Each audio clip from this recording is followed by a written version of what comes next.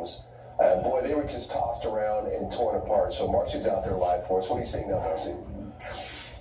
Well, Troy, just within the last few minutes, we've seen the family pull up and some extended family members as well. They're really just trying to hold it together right now, salvage what they can, and figure out, what the next steps are as far as cleanup goes. We saw a few emotional moments out here. A few tears were shed, but then they really just kind of hunkered down and are getting to work now, just trying to pick out those personal items that all of us have that, are near and dear to our hearts.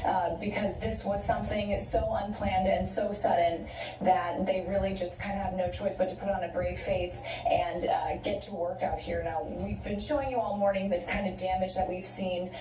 It just took a few seconds from what neighbors were telling us. All of a sudden, they're kind of getting ready for bed and they hear something that they've described as a train hitting the side of their home.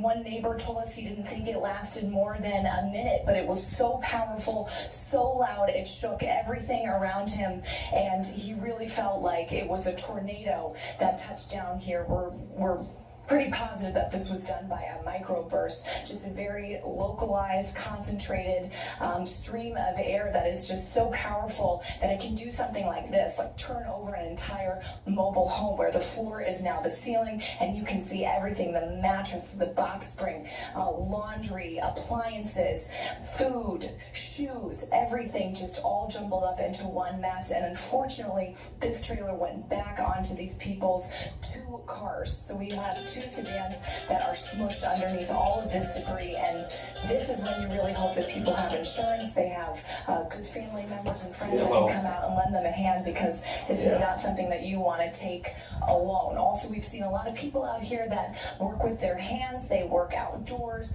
a lot of the agriculture workers out here, so they've got a lot of equipment, let's say, in the backyard that has just been scattered about. So that's their livelihood as well as their home that's really been completely disrupted last night in just a matter of seconds. So it's a lot for them to take in out here, and just thankful that we haven't heard of any kind of injuries of sorts, just a lot of emotions out here and a lot of damage, as you can see.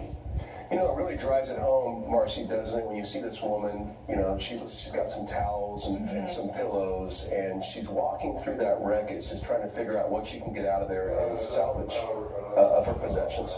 Exactly.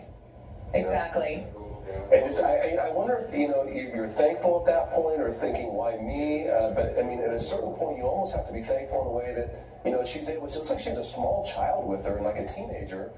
And for them to all be in that home and be able to walk around and to be able to grab some of their stuff, it's so amazing to me that nobody was seriously injured in that.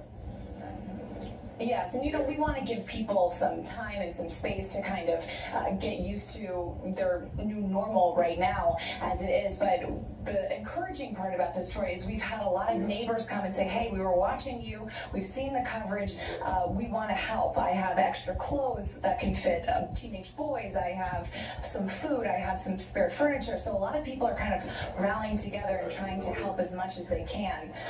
But I think you do go through that why me initially, but then you just have to roll up your sleeves and say, this is what life has thrown us, this curveball, and we just kind of got to get to work, and that's what these... Sun's starting to come up. It's pretty humid out here. Yeah, quite destructive. There are no doubts in Buckeye. Their 10-day Foxcast showing what we can expect here today in about 160